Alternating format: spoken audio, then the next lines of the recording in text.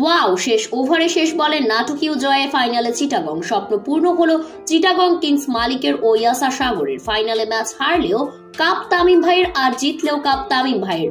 Match শেষে তামিমকে নিয়ে একই বললেন মোহাম্মদ মিতুন। বিস্তারিত জানুন পুরো ভিডিওতে। শেষ ওভারে জয়ের জন্য চিটাগং কিংসের প্রয়োজন ছিল 15 রান। মুশফিক হাসানের করা ওভারের প্রথম বলে 4 মেরে কিংস ভক্তদের স্বপ্ন দেখান আরাফাত সানি। তৃতীয় বলে আলিস আল ইসলাম রিয়ার্ড হয়ে উঠে গেলে উইকেটে এসে প্রথম বলেই বাউন্ডারি হাঁকান শরীফুল। তবে পরের বলেই আউট হয়ে যান তিনি। ফলে আবারও মাঠে নামেন আলিস। তখন সমীকরণ দাঁড়ায় 1 বলে 4 রান। শেষ বলে ডিপ এক্সট্রা কভার দিয়ে 4 মেরে সেই সমীকরণ মিলিয়েছেন আলিস।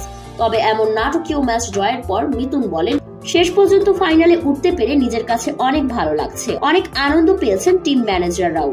তবে ফাইনালে আমরাই জিতি আর তামিম ভাই জিতুক, কাপ কিন্তু তামিম ভাইয়ের। কারণ বরিশাল জিতলে তামিম ভাইয়ের হাত ধরে কাপ যাবে বরিশালে, তাতে নিজের দলের জয় হবে। আর আমরা জিতলে তামিম ভাইয়ের নিজের জেলায় কাপ যাবে।